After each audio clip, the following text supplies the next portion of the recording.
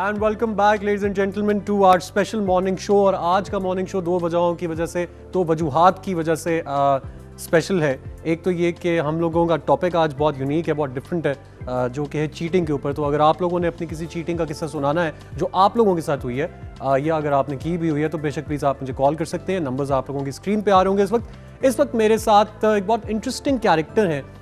ये एक पेट स्पेशलिस्ट भी हैं, एक एक्सपर्ट भी हैं, और ये इस वक्त हमारे सेट के ऊपर भी हैं। और इनके साथ हैं इनके दोस्त, हमारे दोस्त। इंट्रोड्यूस कराता हूँ मैं मूसा और डैनी को। मूसा तो इस वक्त आपको नज़र आ रहे हैं, लेकिन डैनी के बारे में आप सोच रहे होंगे कि वो कहाँ पे हैं। अगर प्लीज़ हमारे कैमरास दिखा सकें कि डैनी इस वक्त कहाँ है। Danny, hello Danny.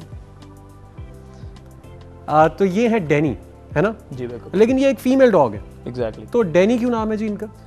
Danny basically pedigree name जो होता है इस तरह है कि जब आप बच्चे होते हैं, पेडिग्री लेटर होता है, उसको रजिस्टर कराना पड़ता है। जब रजिस्टर कराना पड़ता है उसके बाद वहाँ से KCP कराची कैनल क्लब जो इस टाइम है रजिस्टर्ड, वहाँ से नंबर्स इशू होते हैं और अल्फ़ाबेट्स इशू होते हैं। अब अल्फ़ाबेट्स के अकॉर्डिंगली नाम रखना पड़ता है। किसी को D, किसी लेटर को D एसोसिएट किया जाता है, किसी को C, किसी को E, उसके अकॉर्डिंगली नाम रखते हैं। अब इसके जितने भी आप पेडिग्री पे देख सकते हैं, जितने भी भाई बहन हैं, उसके सबके नाम D से शुरू हो रहे हैं। अच्छा जी, ये एक मैं चाहूँगा कि इस पेडिग्री का भी क्लोज लिया जाए, कहीं से भी, जहाँ से भी लिया जा सकता हो। ये एक पेडिग्री जो है ये इस डैनी की है, और पेडिग्री का मतलब ये है कि ये इसका पूरा शजरा नस्ब है, इसका पूरा ख़ानदान की लिस्ट है, इसके दादा परदादा। फॉर एग्ज़ाम्पल अगर मैं इनके दादा परदादा फर्स्ट पेरेंट्स का नाम बताऊं तो उनका नाम बेनहुर था, और आगे भी काफ़ी फ्रेंच सा कुछ बेनहुर, वॉन डर खलर हेलेड्रिड, ये पूरा नाम इन्हीं का, इनके दादा का था। इनके दादा का था। इनके दादा का नाम था जी, इनके दादा हुजूर का नाम ये था। इनकी दादी का नाम था Fareena. Am I right? Fareena is right. So पूरा एक इनका भी सिस्टम होता है। सो मुझे ये बताइए कि डैनी ने कभी किसी के साथ चीटिंग की है? डैनी की उम्र मेरा ख्याल से चीटिंग करने की नहीं है अभी, क्योंकि 6 महीने की है।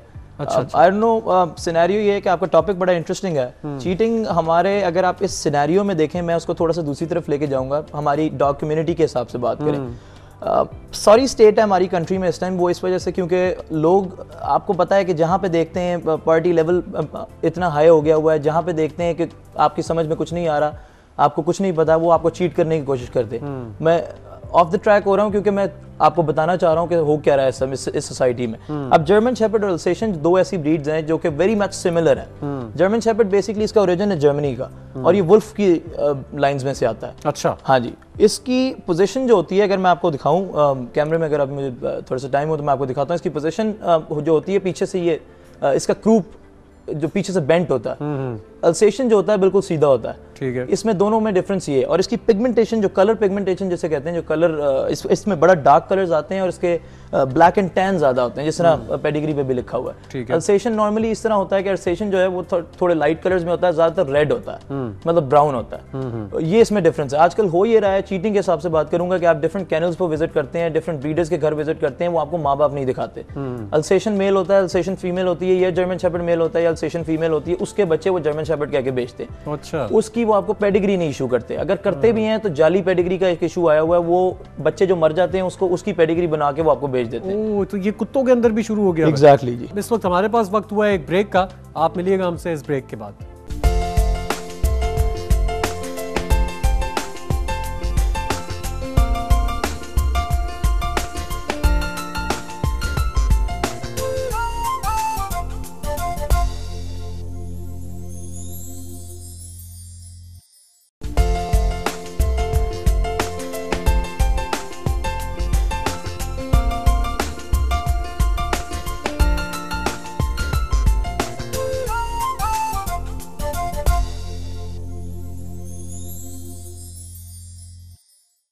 And welcome back ladies and gentleman, हमारे बहुत ही इंटरेस्टिंग आज के जी सहेली मॉर्निंग शो में। और मैं अपने तमाम दोस्तों से, अपनी तमाम सहेलियां तो नहीं, सहेलियां स्लैश दोस्तें, सो उनसे रिक्वेस्ट करता हूं कि अगर उनके साथ कोई चीटिंग हुई है कभी भी ज़िंदगी में, या हो रही है अभी भी, तो वो मुझे फ़ोन करें, और मैं आपको, बिलीव मी, मैं आप लोगों को बिल्कुल सही मशवरा दूंगा।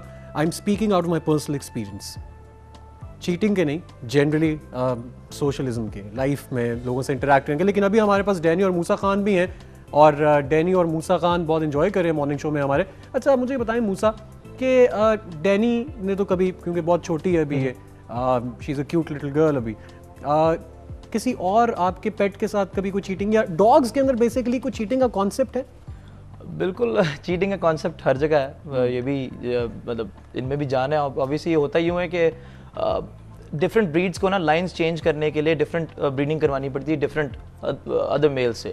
अच्छा। तो हर 6 मंथ्स के बाद, वही वाली जिसमें बात हुई थी आपसे, वो हर 6 मंथ्स के बाद जो है ना एक डिफरेंट मेल को ट्राई कर लिया। मतलब ये पेयर्स में नहीं रहते। एग्जैक्ट। इस तरह जानवरों के अंदर ये कॉन्सेप्ट नहीं है कि वो पेयर्स में रहे, वैसे शायद आहिस्ता आहिस्ता कुछ दुनिया के खित्तों में, इंसानों के अंदर भी ये बात आनी शुरू हो गई, जैसे आप कह रहे हैं कि रिलेशनशिप्स वेरी कर रहे हैं, अब चेंज होते हैं आफ्टर एवरी 6 मंथ्स, 8 मंथ्स। ये शायद इन द शॉर्ट रन बहुत अच्छी मजे की बात होती होगी, but in the longer run बहुत मुश्किल बात होती होगी, नहीं? You need a life partner to spend your life with, है ना? लेकिन ये लोग जो हैं ये फील नहीं करते क्या, लाइफ पार्टनर की नीड को एक फील नहीं करते? 14 साल 15 साल की एज होती है इनकी, 14 साल मैक्सिमम एज होती है, जैसे मैंने आपको बताया था। उसके बाद तो ये इनकी लाइफ खत्म हो जाती है। ठीक है। साल की प्रॉब्ली ये होता है कि जब 14 मंथ्स की 16 प्रॉब्ली ये 2 हीट्स इसकी मिस करा देनी चाहिए। जब फीमेल 20 मंथ्स की हो जाए उसके बाद इसको मेट करवाना चाहिए, तब इनकी फीलिंग्स वाकई डेवलप होती हैं। आप देखेंगे कि इरिटेट होना शुरू हो जाते हैं और ये आई कैन से दैट मतलब इसकी वो फीलिंग्स होती हैं। हाँ जी, ज़बरदस्त। ठीक है जी, ये मतलब हमारे पास बहुत ज़बरदस्त इन्फॉर्मेशन आ रही है। अभी हुआ है एक ब्रेक का वक्त, and thank you so much for coming to our show. Cheating के हवाले से भी आपने थोड़ी सी बात की और पेट्स के हवाले से भी। ब्रेक के बाद हमारे पास बहुत ही इंटरेस्टिंग और धमाकेदार गेस्ट हैं। Please don't go away and stay tuned to A+।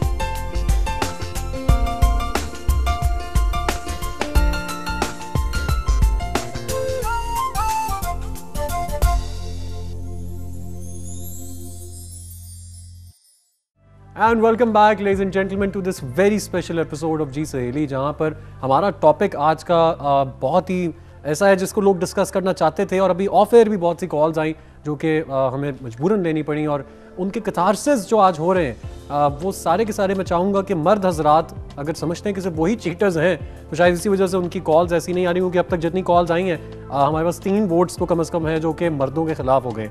लेकिन इस वक्त मेरे पास एक बहुत ही इंटरेस्टिंग, बहुत ही मसालेदार और बहुत ही ज़बरदस्त गेस्ट है। इनका इंट्रोडक्शन मैं इस वजह से थोड़ा सा इस तरह करके दे रहा हूँ क्योंकि कुछ टाइम तक मुझे नहीं पता था कि ये क्या काम करते हैं, लेकिन जिस दिन मुझे पता चला I was so impressed and I was so taken aback कि इनकी इतनी फ़ैन फॉलोइंग है और माशाल्लाह ये इतना अच्छा काम कर रहे हैं कि मुझे लगा कि आज के शो में इनका आना बहुत बहुत ज़रूरी है।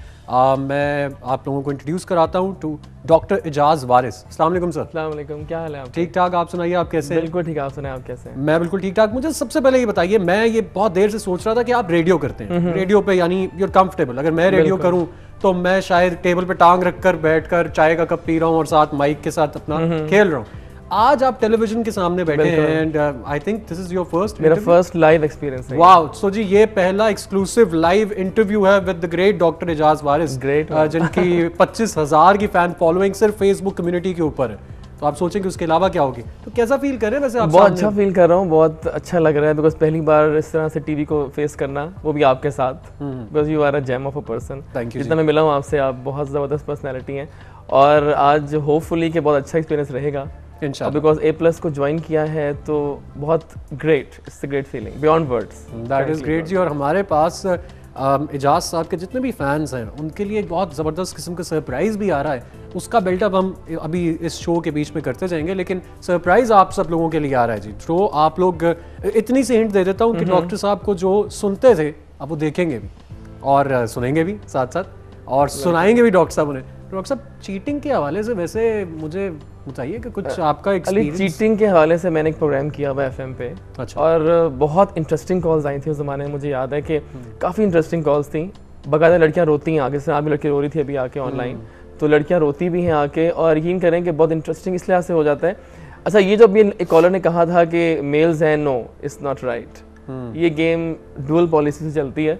अच्छा, ताली एक हाथ से बजती है, यानी ये फीमेल्स भी उतनी yes, बराबर बिल्कुल, ये ताली दो हाथ से मतलब बजती है फॉर श्योर। और पता है एक बात कहूँ मैं आपसे, मैं I am on TV on air, लेकिन TV does play a role in this whole scenario. बिल्कुल ठीक है। तो जी अब डॉक्टर साहब ने एक वोट तो दे दिया है मर्दों को, लेकिन अभी इस वक्त एक कॉल भी है मेरे पास और वो है गजाला की। अस्सलाम वालेकुम। वालेकुम अस्सलाम। आपका क्या हाल है गजाला? जी अल्लाह का शुक्र है।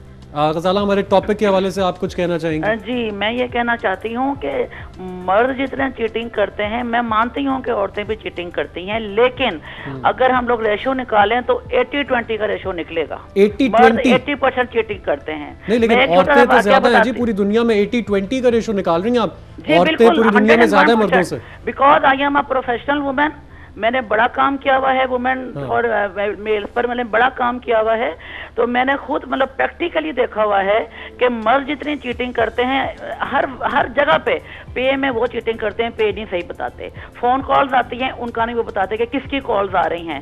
रिलेटिव्स की अंडरस्टैंडिंग में वो चीटिंग करते हैं। डॉक्टर साहब, इस तरह का एक केस नहीं है, मैं खुद डॉक्टर हूँ। It's a doctor versus doctor thing जी। डॉक्टर साहब, आप जल्दी से इनको कोई जवाब अगर देना चाहते हैं आपको बता सकती हूँ, सैकड़ों केसेस मेरे पास हैं। देखिए मैं एक बात कहूँ आपसे जी, पता है ऐसा अक्सर नहीं होता, आपके साथ ऐसा हुआ है, लेकिन this game pledge both ways, ठीक है ना? ऐसा अक्सर होता है, किसी का खुल जाता है, किसी का नहीं खुलता। हाँ, ये बात भी है कि किसी के सामने आते समय नहीं भी आता। बिल्कुल सही है, ठीक जो है। पकड़ा जाए वो चोर, जो ना पकड़ा जाए वो मौलवी। ओहो, ये तो आप बहुत बड़ी बात कर रही हैं गजाला जी। मतलब आपको ओपिनियन भी रिस्पेक्ट करना चाहिए डॉक्टर साहब का, जैसे वो कह रहे हैं कि दोनों तरफ से होता है। आप भी डॉक्टर हैं, वो भी डॉक्टर हैं, इज्जत के हवाले से भी। एक्सपीरियंस है, मैं अपने नहीं, हम हर एक की एक्सपीरियंस बता रही हूँ। ठीक है जी, तो मेरा ख्याल है कि जितना मर्द चीटिंग करते हैं, कोई भी चीटिंग नहीं करता। बिल्कुल ठीक है जी। हमारे पास मर्दों के खिलाफ एक और कॉल आ चुकी है। थैंक यू सो मच गजाला जी। एक बात कहना चाह रहा था। जी जी जी। मुझे लगता है कि जो फीमेल्स कॉल करेंगी वो मेल्स के खिलाफ बोलेंगी, एक बात जनरलाइज्ड, और जो मेल्स कॉल करेंगे वो फीमेल्स के खिलाफ बोलेंगे। नहीं, वैसे तो अक्सर ऐसा होता है, लेकिन अक्सर वैसा भी हो जाता है। हाँ, वैसा भी हो जाता है, अक्सर वैसा भी हो जाता है। बहरहाल जी, अभी हमारे पास वक्त हुआ है एक ब्रेक का। डॉक्टर साहब हमारे साथ हैं और अब एक इसके बाद हमारे पास एक सरप्राइज गेस्ट भी हैं जो कि हमारे साथ इसी टॉपिक पे भी बात करेंगे, करियर के ऊपर भी बात करेंगे। और अभी डॉक्टर साहब से भी हमने पूछना है कि उनकी जिंदगी की सबसे इंटरेस्टिंग कॉल कौन सी है, लेकिन वो होगा इस ब्रेक के बाद। So please don't go anywhere and stay tuned to A+।